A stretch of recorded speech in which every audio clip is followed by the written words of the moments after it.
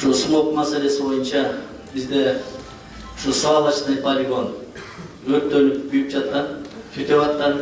Mana şu jakın aranın içinde 5-6 ayın içinde şu sağlaştay poligonun 75 gektar territoriyasının толугу менен айланта железобетонный плита менен тозуп чыкты. Колючий проволоканы койдук, için тазаладык. 1,5-3 metreden 75 gektarın üstün grunt menен tөгүп чыктыk. Azırkı kezderdi, bir de tütөгөн üstünün sizler görgön tütün, örp, diyorsa uçup жүрген çımçıklar жоголду. Oşol жерге biz hazır bizden musoroboztor kirgende kança musor alып ketти. Anın bарын teң тараза koyduk, таразага тартабыз. Онлайн режиминде bizden musoroboztor сдельный оплатага киргиздик. Taşıgan musoruna жараша акчасын алышып атат. Hazır көрүп атасыздар. Былтыр бұл уақытта біз мусорыбыз толып қиналып жатқанбыз, бирок мусор маселесин да чечтик.